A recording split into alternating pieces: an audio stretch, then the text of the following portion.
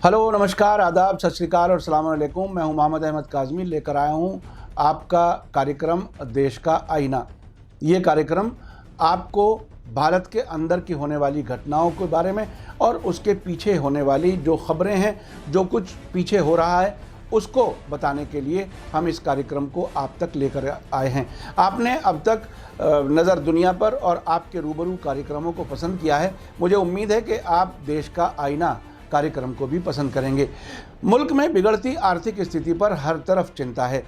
हाल ही में reserve bank से सरकार ने 2.25 लाख करोड़ रुपए लिए हैं, जबकि अब से पहले के रिजर्व बैंक के गवर्नर्स ने इसकी मुखालिफत की थी। 2 दिन पहले ही 10 बैंकों को 4 बैंकों में तब्दील करने का फैसला हुआ है, जिसकी अचानक फैसले की वजह से और बिना किसी चर्चा के इतना बड़ा फैसला करने की आलोचना हो रही है। उससे पहले आए आंकड़ों के मुताबिक देश में 20 साल में सबसे ज़्यादा बेरोज़गारी है। हालत यह है कि न सिर्फ कारें नहीं बिक रहीं और मकान नहीं बिक रहे, बल्कि लोगों ने अंडरवियर ख़रीदने कम कर दिए हैं, खाने का सामान कम बिक रहा है। इस बिगड़ती आर्थिक हालत पर और जीडीपी में तेज़ गिरावट पर जाने माने अर्थशास्त्री और पूर्व प्रधानमंत्री मनमोहन सिंह ने गहरी चिंता जताई है। पिछली तिमाही में मुल्क में विकास की दर 5% रही है, जिससे ये बात साफ है कि अर्थव्यवस्था में स्लो डाउन चल रहा है। डॉक्टर मनमोहन सिंह ने रविवार को कहा कि भारत में बहुत तेज़ स्पीड से बढ़ने की कैपेसिटी है, लेकिन मोदी सरकार के मिसमैनेजमेंट यानी कुप्रशासन की वजह से ये नतीजा है। उन्होंने आगे कहा है कि नोटबंदी और जीएसटी जैसे ब्लंडर की वजह से हमारी इकोनॉमी को जो नुकसान हुआ है, उससे हम अभी उबर नहीं पाए हैं। Former prime minister doctor Manmohan Singh ने कहा है कि ये ख़ास तौर पर तकलीफ़ पहुंचाने वाला है कि कंस्ट्रक्शन के मैदान में वृद्धि दर 0.6% है।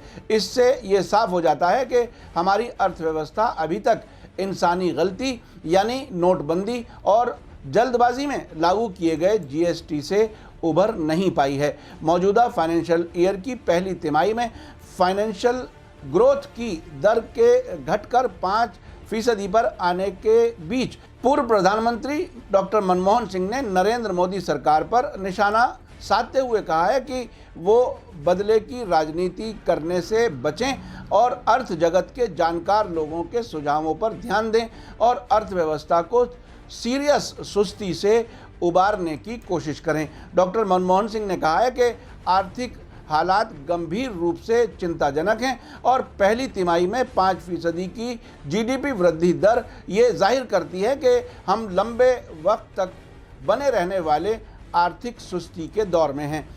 मनमोहन सिंह ने आगे कहा है कि मैं सरकार से अपील करता हूं कि वो बदले की राजनीति को छोड़कर मानव निर्मित संकट से अर्थव्यवस्था को निकालने के लिए जानकार लोगों की जो आवाज़ है उसको सुने। उन्होंने कहा कि मोदी सरकार की नीतियों के परिणाम स्वरूप यानी उसके नतीजे में व्यापक पैमाने पर यानी बड़े पैमाने पर रोज़गार विहीन विकास हो रहा है। यानी विकास तो हो रहा है लेकिन उसमें रोज़गार नहीं है, रोज़गार बहुत कम है।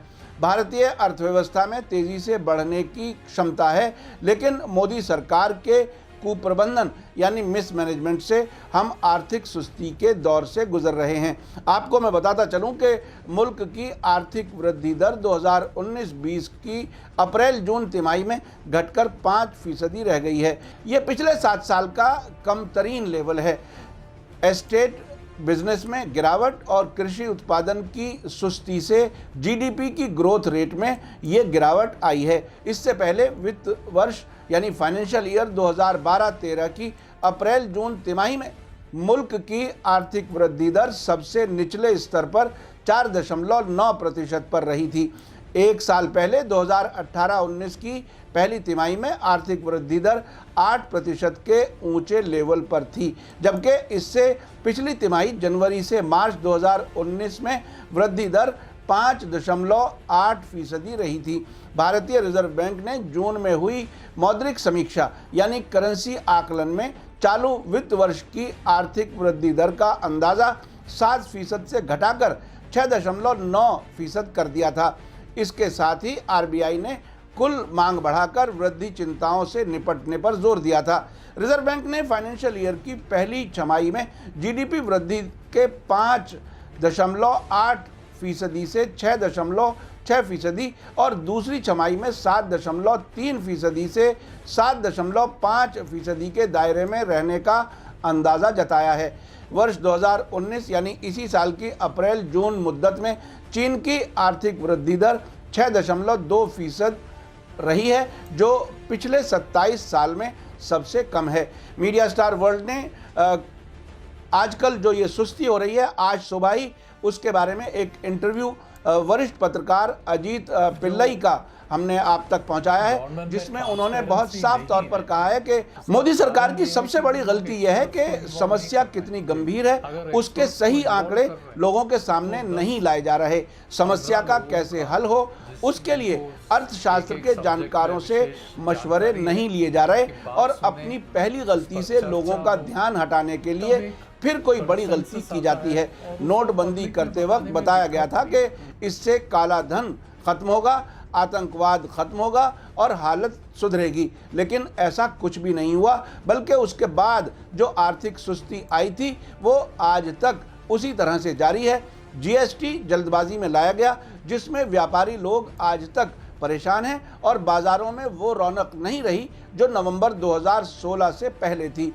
अब त्यौहार आते हैं और चले जाते हैं, व्यापारी लोग देखते रह जाते हैं क्योंकि लोगों में परचेजिंग पावर की कमी आई है।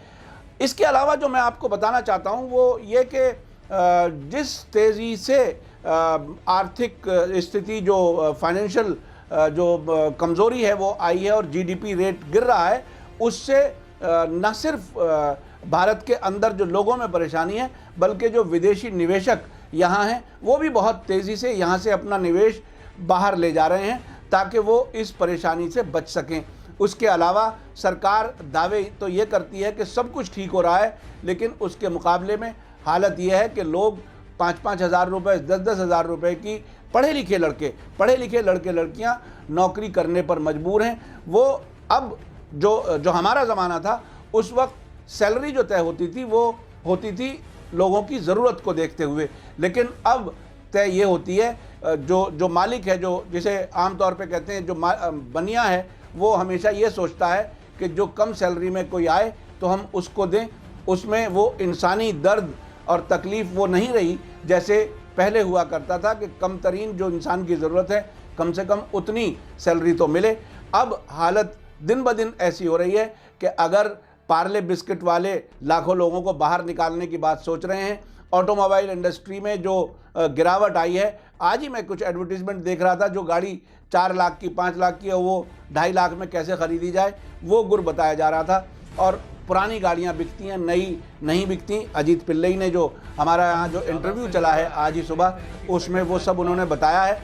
आप उस एपिसोड को भी यहाँ देख सकते हैं, आपको लिंक मिल जाएगा। लेकिन तकलीफ़ ये है कि सरकार की तरफ से ऐसी कोई कोशिश नज़र नहीं आ रही कि जो अर्थव्यवस्था है वो पटरी पर लाने के लिए कोई सीरियस कोशिश हो रही हो। अब ये बैंकों को 10 बैंकों को 4 बैंकों में तब्दील किया गया है। लोगों का कहना यह है कि इससे बेरोज़गारी बढ़ेगी, बैंकों की जो एक्सेस है पब्लिक तक वो कम होगी क्योंकि ब्रांचेस कम होंगी, और सरकार की जो स्कीमें हैं, जो जनधन योजना और जितनी भी और योजनाएं जिसमें ये बताया जाता था कि जो बेनिफिशियरी है उसको पैसा उसको डायरेक्ट उसके अकाउंट में मिलेगा, अगर लोगों के एक्सेस में बैंक ही नहीं होगा तो अकाउंट कैसे चलेंगे और देश कैसे तरक्की करेगा। इसी के साथ मुझे दीजिए इजाज़त। धन्यवाद, शुक्रिया।